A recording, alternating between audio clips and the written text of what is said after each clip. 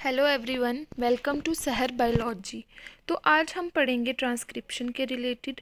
तो हम बेसिक से स्टार्ट करेंगे। जैसे आप सब जानते हैं, डीएनए टू आरएनए कन्वर्शन यानी डीएनए से आरएनए का बनना, ये प्रोसेस ट्रांसक्रिप्शन कहलाता है। Whereas RNA to protein conversion translation कहलाता है। आप इस इमेज में देख सकते हैं, यहाँ एक साइड पर बैक्टीरियल सेल है और दूसरी साइड पे यूकेरियोटिक सेल है। बैक्टीरिया में न्यूक्लियस नहीं पाया जाता है, तो ट्रांसक्रिप्शन की प्रोसेस साइटोसोल में होती है, जबकि यूकेरियोट्स में ट्रांसक्रिप्शन की प्रोसेस न्यूक्लियस में होती है। बैक्टीरिया में डीएनए दिखाया गया है ब्लू कलर का। ये जो डीएनए है, डीएनए पर आरएनए पॉलीमरेज काम कर रहा है और डीएनए के साथ आरएनए बन रहा है। जैसे ही आरएनए बन के निकल रहा है, सेम उसी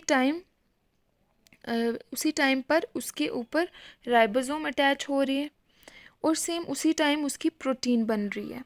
तो मतलब क्या हुआ इसका कि बैक्टीरिया में ट्रांसक्रिप्शन यानी डीएनए की कॉपी से आरएनए का बनना और ट्रांसलेशन आरएनए से प्रोटीन का बनना, ये दोनों साथ साथ चलता है। जबकि यूकेरियोट्स की अगर हम बात करें तो ये आपका यहाँ आप देख सकते हैं, ये आपका डीएनए से पहले यहाँ पे आरएनए बन रहा है। आरएनए में प्रॉपरली प्रोसेसिंग हो रही है। 5 प्राइम टर्मिनल पर कैप लगती है, पॉली एडिनाइलेशन होता है। इंट्रॉन जो होते हैं डीएनए में, नॉन कोडिंग पार्ट जो डीएनए में होता है, उस नॉन कोडिंग पार्ट का आरएनए से रिमूवल किया जाता है। एक कंप्लीट मैच्योर आरएनए बनता है। देन ये मैच्योर आरएनए बनने के बाद न्यूक्लियस से बाहर एक्सपोर्ट होता है। देन उसके बाद इससे प्रोटीन बनती है। जबकि बैक्टीरियल सेल में ये सब साथ साथ हो रहा है। यहाँ पर आरएनए बना और आरएनए के सेम जैसे ही आरएनए बना, तुरंत वैसे ही उससे प्रोटीन बनना शुरू होगी। तो नेक्स्ट स्लाइड में अब हम देखते हैं, हमने यहाँ तक तो हमें पता चल गया कि बैक्टीरिया में ट्रांसक्रिप्शन की प्रोसेस साइटोसोल में होती है और यूकेरियोट्स में ट्रांसक्रिप्शन की प्रोसेस न्यूक्लियस में होती है। उसके बाद जो सिंथेसिस की डायरेक्शन होती है, डीएनए भी उसी डायरेक्शन में सिंथेसाइज होता है और आरएनए भी सेम उसी डायरेक्शन में सिंथेसाइज होता है, 5 प्राइम टू 3 प्राइम डायरेक्शन में। बैक्टीरियल सेल में कोई प्रोसेसिंग की ज़रूरत नहीं होती, जबकि यूकेरियोटिक सेल में प्रोसेसिंग की ज़रूरत होती है। जैसे इंट्रॉन रिमूवल हो गया, कैपिंग, 5 प्राइम कैपिंग होती है, splicing, poly adenylation, 3 prime terminal पर पॉली ए टेल आकर ऐड होती है। ये सारी प्रोसेसिंग सिर्फ यूकेरियोट्स में होती है। प्रोकैरियोट्स में, जैसे मैंने बताया, कि इसमें प्रोसेसिंग नहीं होती। तो आप कॉमन पॉइंट्स जो होते हैं, जो बैक्टीरिया और यूकेरियोट्स में दोनों में होते हैं, तो वो कॉमन पॉइंट्स क्या है कि ट्रांसक्रिप्शन जो होता है वो यूनी डायरेक्शनल होता है, लेकिन माइटोकॉन्ड्रिया में जो ट्रांसक्रिप्शन होता है वो बाई डायरेक्शनल होता है। ये आप नोट कर सकते हैं। जैसे डीएनए पॉलीमरेज डीएनटीपी का यूज़ करता है, आरएनए पॉलीमरेज आरएनटीपी का यूज़ करता है। ये बहुत इंपॉर्टेंट स्टेप है। आरएनए पॉलीमरेज जो होता है वो प्राइमर इंडिपेंडेंट होता है, एंजाइम होता है। इसको प्राइमर की ज़रूरत नहीं होती है।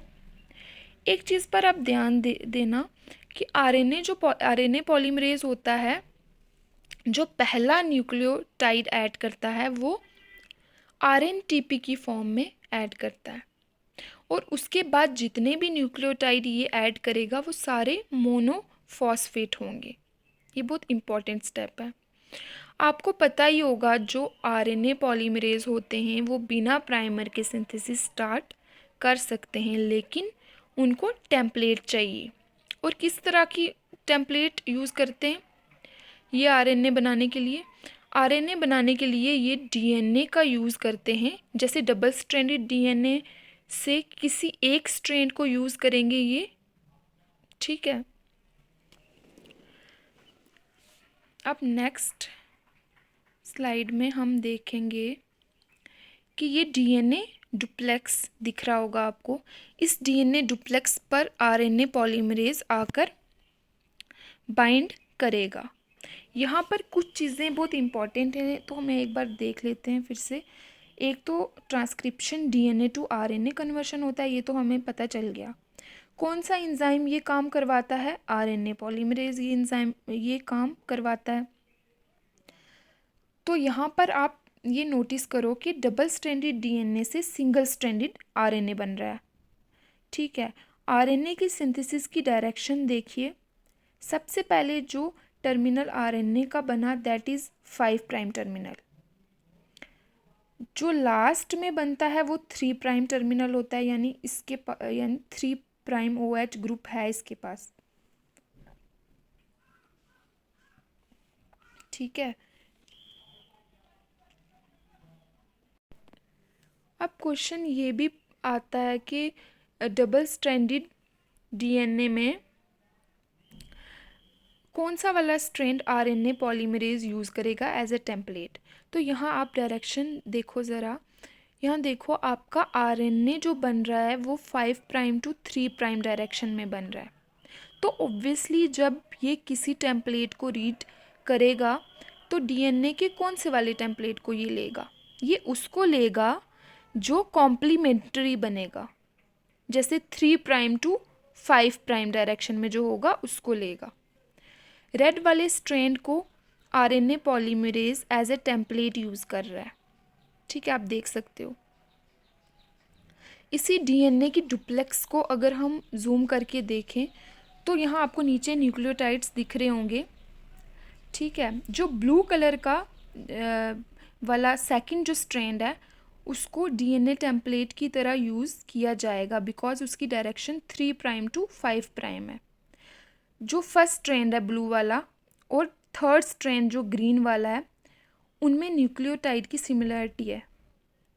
ठीक है, अब एक चीज़ और इम्पॉर्टेंट है कि जो डीएनए नॉन टेम्पलेट स्ट्रैंड है उसको हम सेंस स्ट्रैंड भी बोलते हैं, और डीएनए टेम्पलेट स्ट्रैंड को एंटी सेंस स्ट्रैंड भी कहा जाता है।